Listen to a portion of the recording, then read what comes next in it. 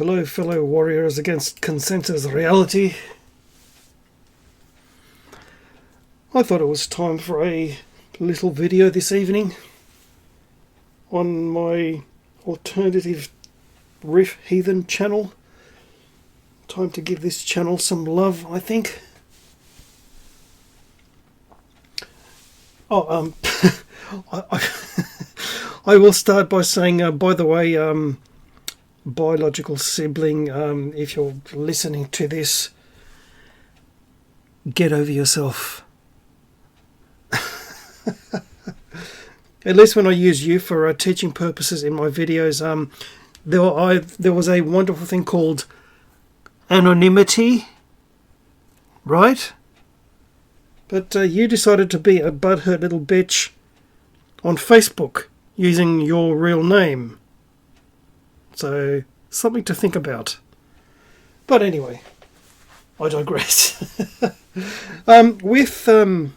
Especially in this country, in this state, with this increasing lockdown nonsense and all the rest of it, and especially disturbingly to me as an observer, the increasing doublespeak and vagueness by the talking heads who are holding press conferences and spinning the same film-mongering bullshit every single day, freaking people out and causing unnecessary fear and all the rest of it.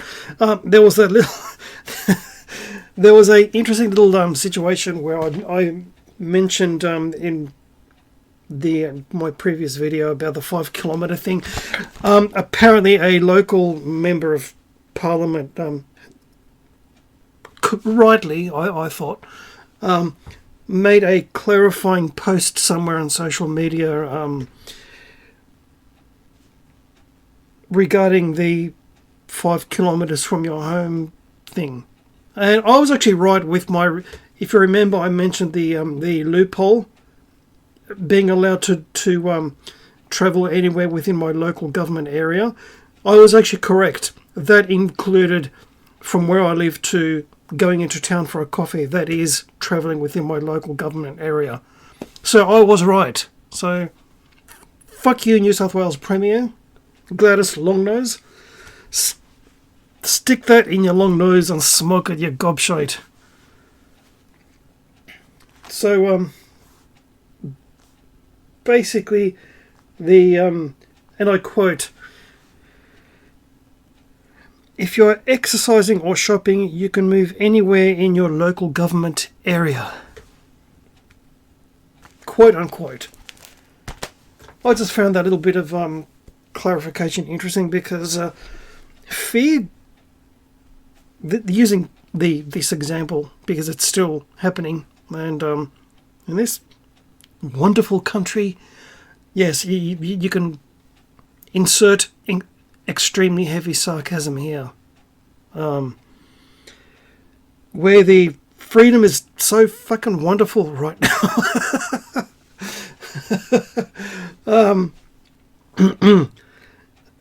One needs to look at this situation and figure out what we can actually learn from it to become better people, and hopefully more wise. Right? And I went through a gamut of emotional experiences this today, and I'm glad I did because that taught me quite a few things, I have to say. And like I said, the attitude to have is when unpleasant circumstances or events happen in your life, it really does help to laugh in its face. Don't deny it, or, like I said, try to follow the above lovey-dovey vegan namaste sort of pink-skinned people sort of trying to spout Sanskrit and Pali words bullshit. No, you need to laugh in its face. Be reverent. Embrace it. Face it. Go right up to whatever situation it is, and embrace it, accept it, and, dare I say, love it. Because only then you can actually transform that into some real powerful kinetic energy and transformative energy. Because, I mean, you're receiving the energy from this unpleasant, distressing, whatever, hurtful event or circumstance, and the lower vibrational, malevolent, quote-unquote, malevolent emotional and mental states, they produce some really fucking powerful energy which can and should be used by people for their own betterment and well-being and transformation. So I find for myself what really helps is accepting it when you're experiencing something unpleasant, whether it be fear, anxiety, depression, anger, frustration, whatever.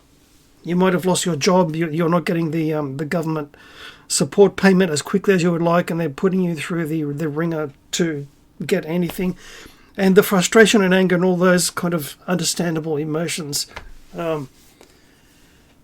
can and should be used by you for transformation, self-transformation, making you better. And detaching, I find. Because all these entities are doing is pumping out the unceasing fear, right?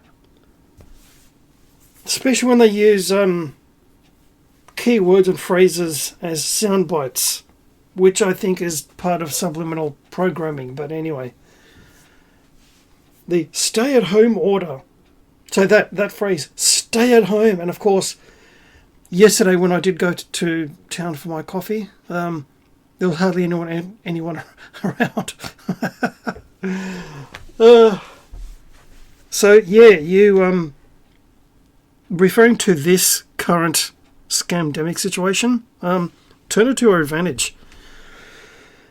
No, it's not pleasant. Yes, our freedoms are being taken away from us, but really, the aim of the game now is to gain control. Now, the only thing you can control is how you react to circumstances and events, pleasant and unpleasant, especially the unpleasant ones. You can control how you react to these things. You can't control the events themselves, perhaps, depending on what it is, of course. The only thing you can control are your own words and actions, not anyone else's. Now, that's liberating. Because there's this Abrahamic gobshite idea of, we're supposed to love other people even though they're unkind to us and be pleasant to them and try to help them as much as you can. No, the only person you should be helping and working with is yourself. You've got no control, and neither should you have any control over another person. That's their own journey. The only person you can control and affect is yourself. So yeah, trust me when I say this technique works. And like I said, there's a lot of powerful and emotional, mental energy being pumped into you by these unpleasant whatever it is. Imagine transforming that into powerful kinetic energy. Perhaps you've lost motivation, what drive, determination. Perhaps you don't even know what drive and determination are, depending on the kind of traumas you've been through in your life. Perhaps chronic procrastination is a real problem in your life. But these energies are really powerful, and you have the power to transform them. And this is what the real alchemy is all about. You getting it? It's not transforming real physical lead into real physical gold. No.